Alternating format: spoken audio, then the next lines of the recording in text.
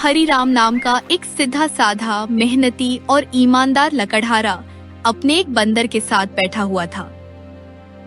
सुबह का समय था। हरिराम और उसका बंदर गोलू जंगल की तरफ जा रहे थे। मैं अकेले ही जंगल से लकड़ियां काट कर ले आता हूं ना। गोलू, तुम इतनी सुबह सुबह क्यों परेशान हो रहे हो? मेरी बात मानो, तुम घर वापस चले जाओ।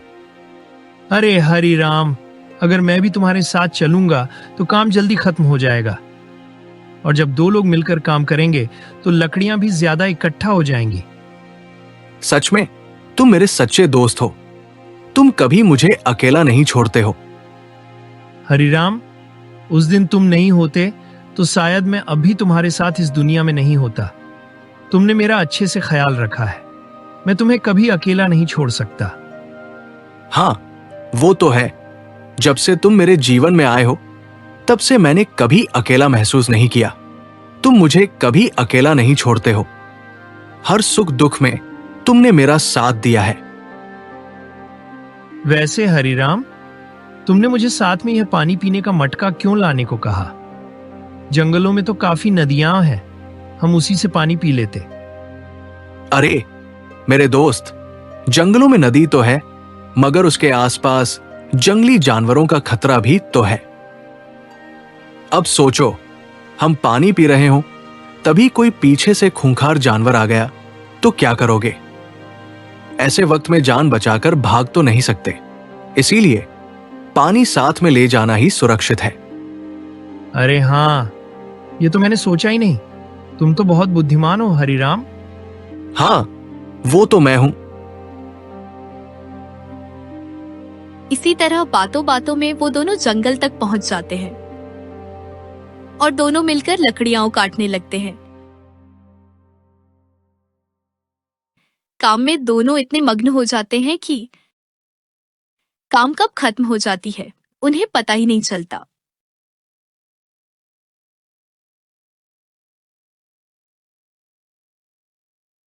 चलो, आखिरकार सारा काम खत्म हो गया। अब घर चलते हैं। तुमने ठीक ही कहा था गोलू। एक ही जगह दो लोगों ने काम किया तो आज ना सिर्फ काम ज्यादा हुआ, बल्कि देखो, समय से पहले ही निपट गया।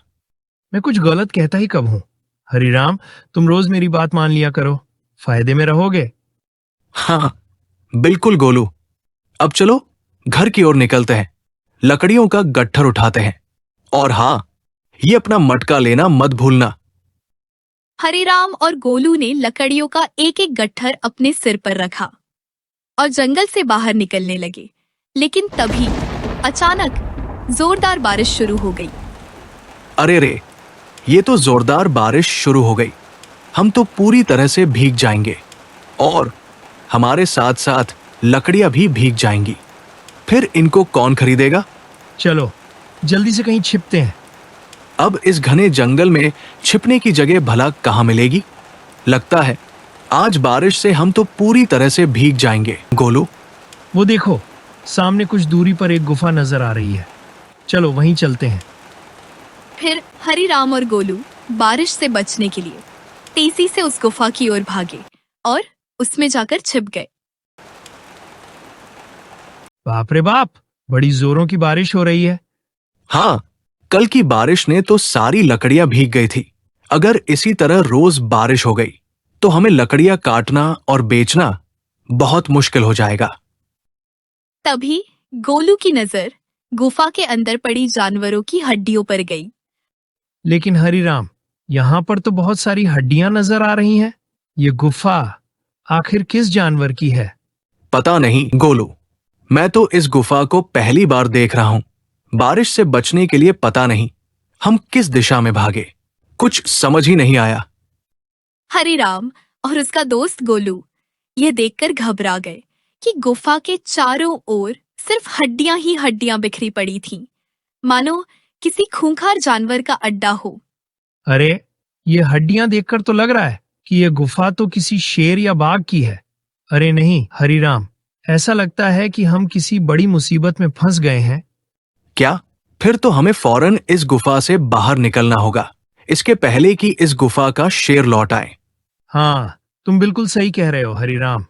यहाँ रहे तो पक्का शेर हमें जिंदा खा जाएगा। चलो जल्दी से निकलते हैं। हरिराम और गोलू गुफा से बाहर निकल ही रहे थे कि तभी उन्होंने देखा एक शेर बारिश में भीगता हुआ गुफा की ओर ही चला आ रहा है। उसके जबड़े में एक मरा हुआ हिरण दबा था।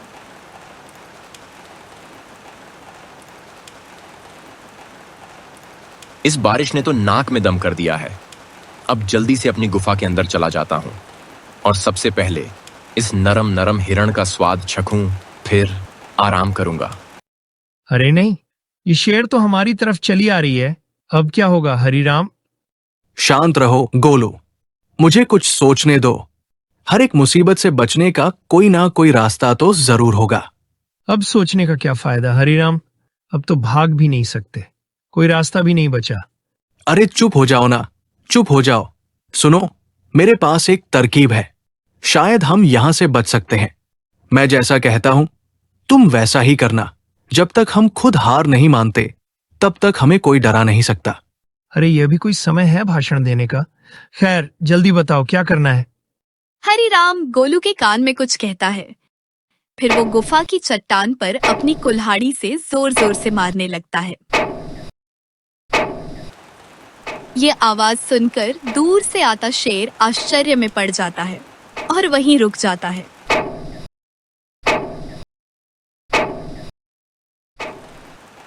ये क्या? ये कैसी अजीब सी आवाज है? और ये तो मेरी गुफा के अंदर से ही आ रही है। लगता है कोई तो मेरी गुफा में घुस आया है। शेर को गुस्सा आ जाता है और वह जोर से दहाड़ता है। किसने मेरी गुफा में घुसने की हिम्मत की है? अभी जाकर मैं उसे सबक सिखाता हूं। शेर गुस्से में गुफा की ओर बढ़ ही रहा था कि तभी भीतर से हरिराम अपनी आवाज भारी करके बोलता है। क्या हुआ बेटा, तुम्हारे दांत क्यों कट रहे हैं? पापा, मुझे बहुत जोर से भूख लगी है, इसलिए मेरे दांत कटकटा रहे हैं। एक हफ्ते से तो हम बस हिरण, बिल्ली, सियार जैसे कमजोर जानवरों का मांस ही खा रहे थे। इनसे मेरा पेट भरता ही नहीं। अब तो मुझे किसी बाघ या शेर का ताजा तंदुरुस्त मांस चाहिए, एक शानदार दावत। इतना सुनते ही शेर के कान एकदम से खड़े हो गए और उसके पैर अचानक ठिठक गए। चेहरा डर के मारे एकदम से सफेद पड़ने लगा। बस इतनी सी बात, तुम चिंता मत करो बेटा। वैसे भी यह गुफा किसी शेर या बाघ की ही लग रही है, तो क्यों ना हम इसका यहीं पे इंतजार करें। जैसे ही वो लौटेगा हम उसे मारकर उसकी ताजा ताजा मांस तुम्हारे सेवा में पेश कर देंगे। गुफा के अंदर से आती इन रहस्यमयी आवाजों को सुनकर शेर का कलेजा कांप उठा। उसका गुस्सा अब डर में बदल चुका था। अब शेर का पैर एक कदम भी आगे बढ़ने से पहले कांप रहा था। शेर ने पल भर में गुफा के अंदर जाने का इरादा छोड़ दिया और डर के मारे पास की ही एक झाड़ी के पीछे जाकर छुप गया। अरे, ये कौन सा खतरनाक जानवर है जो मेरे ताजा मांस की दावत उड़ाना चाहता है? हाँ, शायद कोई दानव होगा या मुझसे भी कोई खूंखार जानवर। पापा, अभी अभी मैंने किसी की आहट सुनी है। लगता है कोई गुफा के बाहर है। हाँ, तुमने सही कहा बेटा। मुझे भी लग रहा है कि गुफा के बाहर कोई आया है। वो मैं हूं, शेर, इस गुफा का मालिक। इस गुफा में काफी सालों से रहता हूं, इसलिए यह गुफा मेरा घर है। तो तुम लोग कौन हो और मेरे घर में क्या कर रहे हो? ओ, तो तू ही है इस गुफा का मालिक, शेर। चलो, अच्छा ही हुआ कि तू खुद ही हमारे पास आया।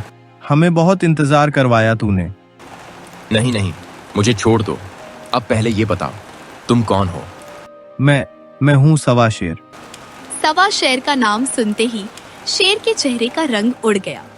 वो घबराने लगा, लेकिन आखिर वह जंगल का राजा है, इतनी जल्दी हार मानने वाला नहीं था। डरते हुए उसने सवाल किया। ओह, तो ऐसी बात है। लेकिन मैं कैसे मान लूं कि तुम सच में सवा शेर हो? मैंने तो आज तक कोई ऐसा नाम सुना ही नहीं। क्या पता तुम कोई बहरूपियां भी तो हो सकते हो। तो अब हम तेरे जैसे छोटे मोटे कीड़े मकोड़ों के सामने यह साबित करते फिरें कि हम सवा शेर हैं कि नहीं। देखो, बस इतना बता दो कि तुम्हारे पास क्या प्रमाण है जिससे साबित हो जाए कि तुम सवा शेर हो? बोलो। पापा, ये मूर्ख आपसे प्रमाण मांग रहा है, जरा इसे प्रमाण तो दीजिए। अरे, अब क्या करेंगे हरिराम? ये शेर तो आसानी से बेवकूफ बनने वाला नहीं लगता। लगता है अब हम बुरी तरह फंस गए हैं। अरे नहीं गोलू, मेरे पास एक तरकीब है इस मुसीबत से निकलने की, बस तुम मेरी बात मानो। हरिराम अपनी कुल्हाड़ी के फाल को सावधानी से निकाल लेता है। तुम्हें प्रमाण चाहिए था ना, तो ये ले, ये है मेरे पंजे के नाखून।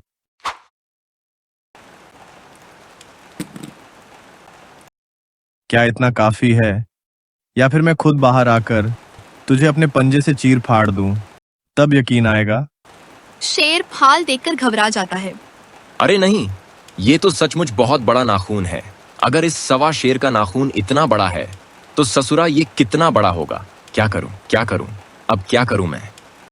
क्या हो गया, डर गया क्या? इसकी तो आवाज ही नहीं निकल रही है। लगता है आपका नाखून देखकर बेहोश हो गया है। डर के मारे शेर अब वहां पल भर भी नहीं रुका और पूरी ताकत से दौड़ते हुए वहां से भाग खड़ा हुआ।